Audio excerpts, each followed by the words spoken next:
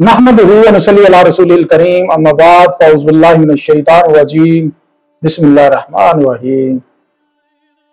ایک دفعہ حضور صلی اللہ علیہ وسلم صحابہ کے ساتھ تشریف فرما تھے۔ حضور نے فرمایا خدا کی قسم وہ مومن نہیں ہو سکتا، خدا کی قسم وہ مومن نہیں ہو سکتا، خدا کی قسم وہ مومن نہیں ہو سکتا۔ صحابہ پریشان ہو گئے، حیران ہو گئے، حضور بتائیں ہمیں وہ کون ہے جو مومن نہیں ہو سکتا۔ آئیے ڈاکٹر اسرار صاحب کی زبانی سنتے ہیں کہ حضور نے کس کے بارے میں فرمایا کہ وہ مومن نہیں ہو سکتا۔ حضور فرماتے ہیں صلی اللہ علیہ وسلم واللہ لا یؤمنو واللہ لا یؤمنو واللہ لا یؤمنو، خود بخود برآمد ہوگا۔ دین غالب نہیں ہے اور آپ خود 50%، 60%، 70%، 90% کافر ہیں، اس لیے کہ اس ماحول کا جز ہے جس میں کفر کا نظام ہے۔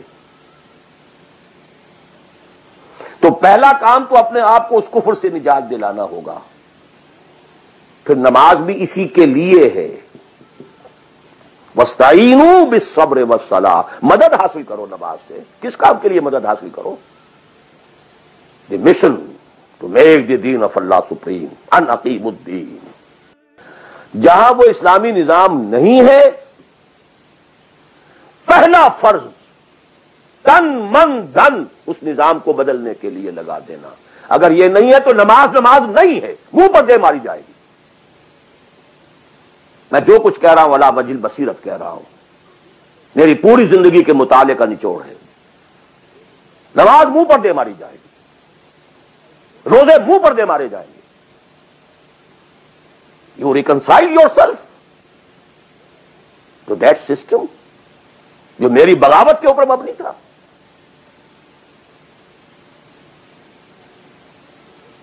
پہلا فرض یہ